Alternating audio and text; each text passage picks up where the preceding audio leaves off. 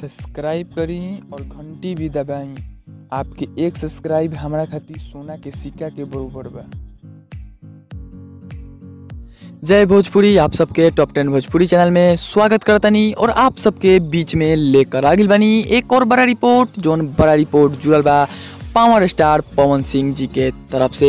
जी भी आप सबके बता दी कि पावर स्टार पवन सिंह के फैन कती आइल बा एक और बड़ा खुशखबरी ई बा भैया कि पावर स्टार पवन सिंह अपन एक नया फिल्म के साइन कर लेले बाने। जी भी आप सबके बता दी कि नया फिल्म के नाम बा सिंह इज किंग। जी भैया आप सबके बता दी कि सिंह इज किंग के क्रेक फाइटर के लोकेशन पे ही इस फिल्म के साइन कर लेले बाने।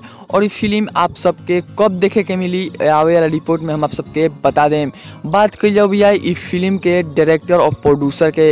एकर प्रोड्यूसर बाने उपेंद्र सिंह और डायरेक्टर बाने सुजीत कुमार सिंह। जी भी आप सबके बता दी कि क्रेक फाइटर के सेम जोन डायरेक्टर प्रोड्यूसर बन लोग वह director producer Singh is king के भी बन लोग। और आप सबके बता दी कि सिंह इज किंग आप बोलते ही आप सबके बॉलीवुड के अक्षय कुमार के फिल्म याद आ गई हुई, लेकिन बल्कि भैया ओकर कहानी कॉपी ना कल जाई। हमनी के भोजपुरी इंडस्ट्री कॉपी ना करेला कोनो कहानी, तब भैया उ कहानी कॉपी ना हुई बल्कि एकरा के अलग कहानी देवल जाई। जोन की कहानी लिखले बाने बीरू ठाकुर जी। जी भी आप सबके बता दी कि बीरू ठाकुर जी इससे पहले सत्या जैसन सुपर डुपर हिट फिल्म के कहानी लिख चुकल बाने। और आप सबके बता दी कि ई फिल्म के अभी हीरोइन के नइखे खुलासा भइल। जी भी आप सबके बता दी कि एकर हीरोइन के रही अभी खुलासा नइखे भइल। हो सकता तेकरा के फिल्म के मुहूर्त पे आप सबके बता देवल जाई कि ई फिल्म के